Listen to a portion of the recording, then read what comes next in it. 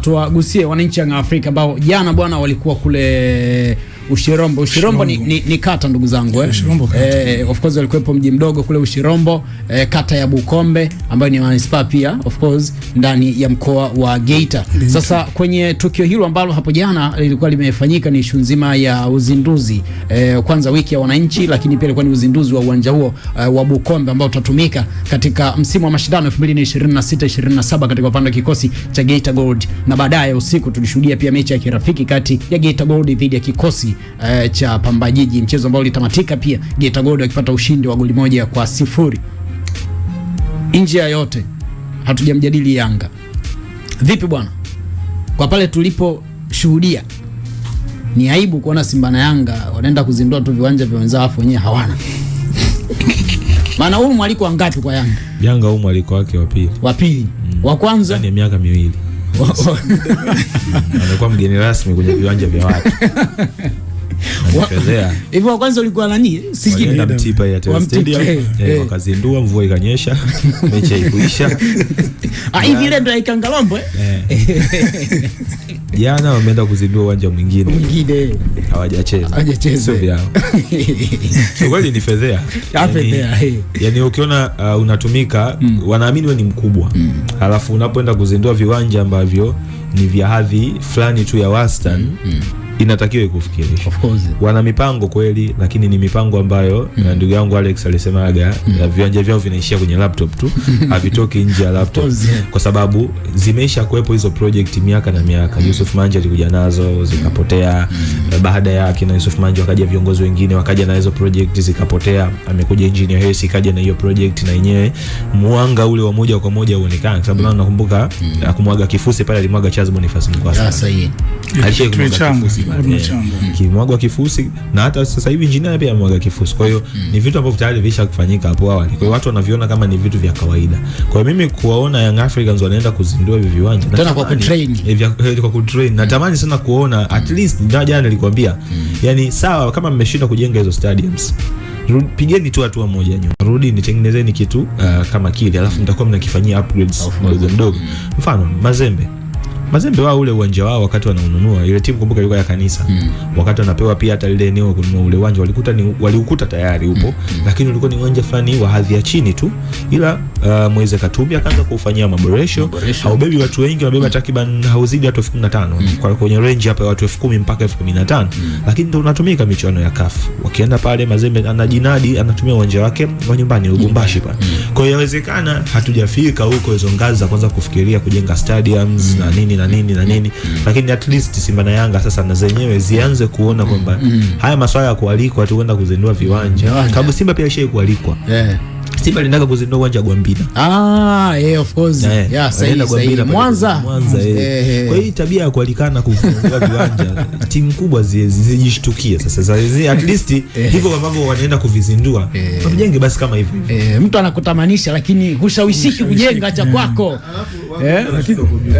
Kwenye ngo ile ni kutukana. Ile ni tusi. Yale ni matusi. Yani kama una akili timamu, ile ni tusi. Kwa hiyo video anakataa ile. Wewe kama mzazi alafu mtoto anakuja, yani umemzaa, tuchukulie mfano umemzaa mtoto mpaka unafikia umri wa mtu mzima, alafu yani wewe umekuwa mtu mzima, mtoto anakuja anakuwa, alafu siku anakuambia baba, twende nyumbani kwangu ukae sehemu ya kuzindua nyumba yangu. Wakati huo yeye bado amepanga. Sawa, lakini nimeona malalamiko ya wadau hata kwenye comment ni kwamba ni kama ile pichi PS fulani, yani ya kizamani fulani hivi. Alafu pia usiku ule kuna mawili, either changamoto ni pitch ama yani unapata changamoto sana, unajua unaumia macho unapokuwa unatazama hata kwa TV. Nafikiri kuna kitu kimoja ambacho mimi kwa upande wangu najaribu kukiangalia. Hivi ni vitu ambavyo vinahitaji zaidi ubunifu, elimu, pamoja na kuwa na engineers ambao ni wana weledi wa kufanya hizo kazi. Misunderstandings zinatokea, lakini wakati mwingine tunajifunza au tunajirekebisha wakati tu tupo. Ameongea hapa mdogo wangu kuna kwamba kuna wakati unaweza ukachukua kitu ambacho ni cha kawaida lakini siku by siku ukakifanyia marekebisho na kitaweza. Kwa wao tayari wameonyesha interest na kwa kiasi kikubwa tunasema wameweza. Hivyo vitu vingine vya taa na masuala ya marekebisho madogo wapo watu watakaopita na watawaeleza bwana hapa kwa sawa. Na imani kama wamefikia stage ile kwenye hayo marekebisho, sina imani kama wanaweza kushindwa. Kwa hiyo watu kukosoa lakini mtu tayari anacho, mimi naona ni kitu cha kawaida sana, kwa sababu chochote utakachokifanya ndani yake lazima kiwe kina changamoto, kwa sababu tunaona leo hata uwanja wa Mkapa unafanywa marekebisho. Hayo ni marekebisho ambayo hata kama wangeweza kupatia kwenye 99% au 100%, end of the day lazima kungekuwepo na hizo upgrade ambazo zinafanya uwanja kuwa bora zaidi. Lakini mwisho wa siku jengeni viwanja vyenu bwana. Wakati nawataja Yanga hapo jana, wakati wapo huko Geita, walitangaza kukamilisha uhamisho wa beki wa kati Omar Farouk Komara, ambaye huyu ni raia wa Cote d'Ivoire, Ivory Coast, ambaye imetangazwa kwamba amesaini mkataba wa miaka 2 akitokea ndani ya kikosi cha Golden Arrows kutoka kule South Africa. Kwanza Wakanda, ni beki wa namna gani ama ni mchezaji wa namna gani tunapomzungumzia Komara? Komara ni moja kati ya madefender ambao nikitumia maneno mepesi kumwelezea ni ile type ya kina Ibra Baka. Ni aggressive, anapenda zile challenges za matumizi ya nguvu, pale ambapo anaona kuna striker anahitaji utumie nguvu, yeye anapenda hayo matumizi ya nguvu. Lakini pia ni wale ma defender ambao wanatangulia, wanapenda sana kufanya tacklings, hizi sliding tacklings pale ambapo inalazimu, ana huo uwezo wa kufanya sliding tacklings. Kwa hiyo kinachomsaidia pia ni kile kimo alichonacho, ana 46 point something, which inamfanya aende hewani, inakuwa rahisi kukabiliana pia na striker ambao wanakuwa ni warefu. Kwa hiyo kucheza ile mipira ya juu pia kwake inaweza ikawa ni faida moja wapo. Lakini kingine ambacho ameonyesha ambacho anacho na ni kizuri kwake ni namna ambavyo ana uwezo wa kuanzisha mashambulizi kutoka chini, hasa kwa kutumia mipira mirefu. Mchezaji anayetumia mguu wa kulia. Ukiangalia Young Africans, Bakari Nondo Mwamnyeto ndiye amekuwa akicheza beki wakati wa kulia.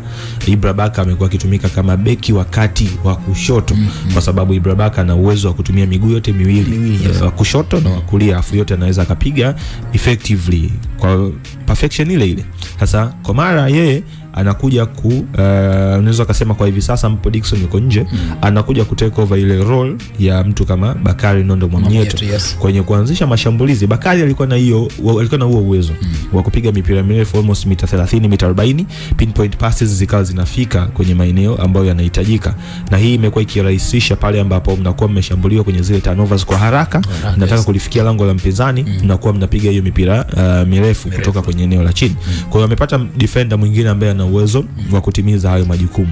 Lakini kwa ukubwa zaidi ni tukirudi kwenye majukumu mama ya defending, ana uwezo wa kukaba, ana hiyo energy, which kwa Bakari kitu anachotofautiana naye, ambapo sababu unaenda kucheza jukumu moja, kitu ambacho yeye anaweza kana tofautiana na Bakari Nondo Mwamnyeto ni kwenye role moja tu. Kuna madefender aina mbili. Kuna defender ambaye tunasema ni reactive defender, beki ambaye ata acti baada ya tukio kutokea. Kwamba ishapigwa pasi mpenyezo, yeye ndo ana acti kwenda kuizuia. Halafu kuna defender ambaye huwa tunamuita proactive defender. Huyu yeye tunasema anticipation level, ule uwezo wa kutafsiri tukio kabla halijatokea, huo unakuwa mkubwa sana. Mfano mzuri mwangalie Dickson Job. Ni proactive, kwamba ana uwezo wa kuanticipate tukio kabla halijatokea, kwamba yule akiwa na mpira hii pasi anapiga hapa. Neno zuri, kunusa hatari, kunusa tukio, kwamba yule striker na mpira atapiga hapa, niende nijaribu kuzuia njia. Kwa unakuta ikipigwa ile pasi ana intercept kwa haraka. Kwa hiyo Komara ana huo uwezo ambapo ndio tofauti pekee ambayo yeye anayo na Bakari Nondo Mwamnyeto. Lakini kwa ukubwa zaidi, hiyo sasa ndio tofauti kubwa ya beki mzuri na beki wa kawaida kwenye hiyo role ya proactive na reactive defender. Ukiwa proactive, ina maana walimu watakutumia sana, kwa sababu wanaamini kabla mpinzani hajafanya tukio lake, wewe tayari ushajua anafanya nini na ushaenda kufanya covering, na mwisho wa siku unaiweka timu yako kwenye usalama. Kulikuwa kuna ulazima kumsajili beki wa kati. Yawezekana kwa hivi sasa Yanga labda wamerejea msimu uliopita baada ya kumkosa Dickson Job, waliokuwepo Bakari pamoja na Frank Asinki kuna namna hawakuwa wakiwahakikishia usalama. Na ndio maana sasa hivi wameongeza beki pale Mohamed kutoka Mashujaa ameongezeka kwenye ile eneo, lakini wameona labda haitoshi, wanahitaji mtu mwingine ambaye ana experience kubwa zaidi, kwa sababu Dickson kurejea kwa namna ambavyo taarifa ya kitabibu ilivyo inawezekana mpaka mwisho wa mwaka. Sasa ukitazama ratiba ilivyokaa, huwezi kumsubiri mtu miezi 4 ama miezi 3 inayofuata, kwa sababu hapa katikati utakuwa na Champions League, utakuwa na mechi za ligi ambazo zitakuwa zinaendelea. Kwa kuna muda unahitaji mtu anayekuhakikishia usalama kwenye ile eneo. Lakini kumbuka Komara kitu kingine ambacho ana offer, ana uwezo wa kucheza kama beki kiungo namba 6.